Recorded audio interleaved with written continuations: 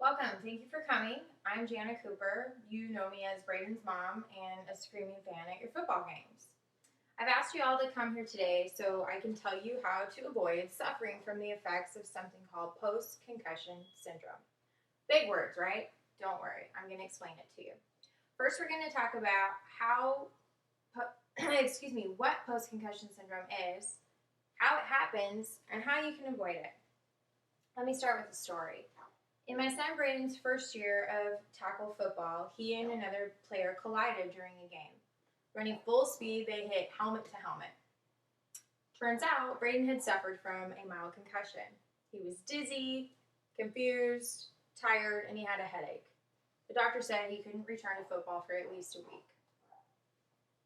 Now, from that one minor concussion 4 years ago, Braden will be susceptible to post-concussion syndrome for the rest of his life. So back to our question, what is post-concussion syndrome? Well, first, let's talk about what a concussion is. Now, according to the Mayo Clinic, which is a group of specialist doctors and medical experts, a concussion is a traumatic brain injury that alters the function of the brain. This is usually a result of a blow to the head.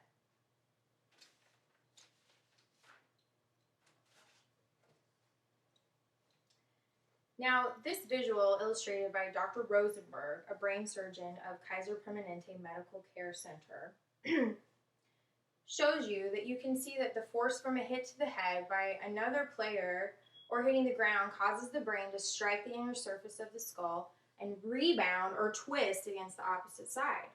The more severe the injury, the brain will swell and place pressure on the brainstem, disrupting body functions like breathing. Now, symptoms of a concussion can include loss of consciousness or being knocked out, headache, dizziness, feeling tired, vomiting, numbness in your arms and legs, and confusion. Now, after a concussion, these symptoms will usually last a day or two. But can you imagine suffering from these symptoms for weeks or months or even dying from them? Well, that's what can happen from post-concussion syndrome. Now, the Mayo Clinic reports that post-concussion syndrome, or PCS for short, has 8 major symptoms that continue or begin to happen 7 to 10 days after a concussion occurs. Persistent headaches, fatigue, difficulty paying attention, memory problems, mood swings, personality changes, dizziness, and even death. The University of Pittsburgh has a neurological surgery department as well, and they performed a study and found that over 300,000 sports-related concussions occur annually. 19% of those concussions are high school football players. 34% of them are college football players. And 20% of those football players reported multiple concussions. The study also found, that since 1984, there have been 26 reported deaths, with 20 being in the last 10 years as a result of PCS.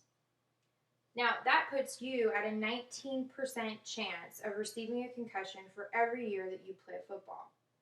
That means if you play at least 5.5 years of football, you have a 100% chance of getting a concussion at some point. So if you continue to play football, as I suspect that you will, how can you protect yourself from the effects of PCS?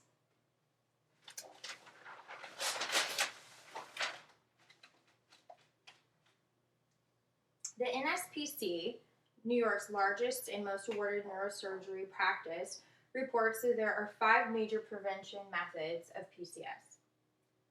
Pre-game evaluations, including the IMPACT computer testing system.